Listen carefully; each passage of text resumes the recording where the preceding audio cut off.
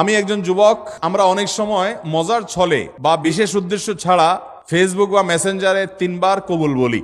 তাতে কি আল্লাহর দরবারে বিয়ে কবুল হয়ে যাবে? এতে কি কোনো গুনাহ আছে? পোলাপান বান্দরামি করার জিনিস খুঁজে পাও না? অনেক পোলাপান এগুলো করে। এমনকি এই যে নাটক সিনেমাতে অনেক সময় অভিনয়ের অংশ হিসাবে এগুলো করে না অভিনেতারা? এদের মধ্যে কেউ যদি মুসলমান হয়, কার যদি আল্লাহর প্রতি বিশ্বাস না থাকে তার কথা ভিন্ন হয়, বেঈমান নিয়ে আমাদের আলাপ নাই। যে মুসলমান, যে আল্লাহর প্রতি ঈমান আছে, তার জানতে হবে নবী করিম সাল্লাল্লাহু আলাইহি ওয়াসাল্লাম বলেছেন সালাতুন জিদ্দুহুন্না জিদ্দুন ওয়া হাজলুহুন্না জিদ্দুন। 3টা বিষয় সিরিয়াসলি করলে যা হবে, দুষ্টমি রসিকতা অভিনয় মজা করে করলে তা হয়ে যাবে কাহিনী বড় খতরনাক, বড় জটিল।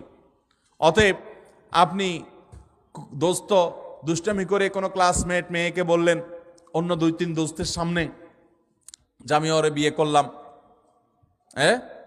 এবং সেও অ্যাডাল্ট, আপনিও অ্যাডাল্ট, দুজন সাক্ষীও আছে।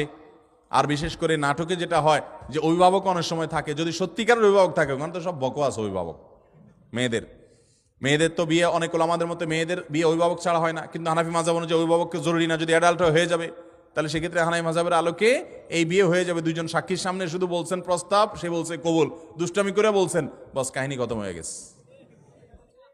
কথা বুঝেন নাই? খুব জটিল একটা বিষয়।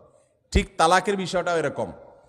আপনি বলবেন যে হুজুর আমি তো আসলে তালাকের উদ্দেশ্যে বলি না, আমি তো ভয় দেখানোর জন্য বলছিলাম, কাম হয়ে যাবে, এরপর আর এসব বলে লাভ হবে না। অতএব এগুলো সাবধানে করতে হবে। আল্লাহ আমাদেরকে এই সমস্ত বিষয়, হেয়ালিপনা, দুষ্টমি, এগুলো থেকে বেঁচে থাকার তৌফিক দান করুন। সব জায়গায় ফাজলামি না।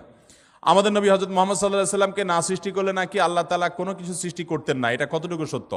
এরকম একটা হাদিস আছে, কিন্তু সেই হাদিসকে মুহাদ্দিসগণ, হাদিস বিশারদ, বিশ্লেষকগণ এই হাদিসকে জাল হাদিস হিসাবে চিহ্নিত করেছেন। এটি সনদ বিশুদ্ধতার সূত্রে বর্ণিত নয়। লাউলা খলিকতু লামা খলিকাতিল আফলাক, নবী সাল্লাল্লাহু আলাইহি সাল্লাম যদি সৃষ্টি না হতেন আসমান জমিন সৃষ্টি হতো না। ভাইরা আমার, নবী সাল্লাল্লাহু আলাইহি সাল্লামের মর্যাদা বলার জন্য মিথ্যা হাদিস বলার কোনো দরকার নাই। আল্লাহ তাআলা তার নবী সাল্লাল্লাহু আলাইহি সাল্লামকে, তার হাবিবকে এমনি মর্যাদা দিয়েছেন, তার জন্য ভুয়া হাদিস বানানোর কোনো দরকার। তিনি সকল নবী রাসূলদের মধ্যে শ্রেষ্ঠ, তাকে আল্লাহ মেরাজে ডেকে নিয়ে সম্মানিত করেছেন, তাকে আল্লাহ তাআলা কিয়ামতের ময়দানে হাউজে কাউসার দান করবেন, তার শাফাআত হবে সবচেয়ে বড় শাফাআত, শাফাআতে কুবরা। তাকে আল্লাহ তাআলা কত মর্যাদা দিয়েছেন। অতএব ভুয়া ভিত্তিহীন হাদিস বলার দরকার নেই। বুখারীর হাদিসে আসছে, তিনি বলেছেন লা তুতরুনি কামা আতরাতিন নাসারা ইবনে মারইয়াম। খ্রিস্টানরা ঈসা আলাইহিস সালামের মর্যাদা বেশি বলতে গিয়ে ওনাকে আল্লাহর সন্তান বানাইয়া ঈমান হারা হয়ে গেছে। তোমরা আমার মর্যাদা বলতে গিয়ে এরকম সীমা লঙ্ঘন করবা না। এরপরে প্রশ্ন হলো, মোজ ধোয়া পানি পান করলে নাকি হারাম হয়, আসলে হাদিসে এমন কিছু আছে কিনা?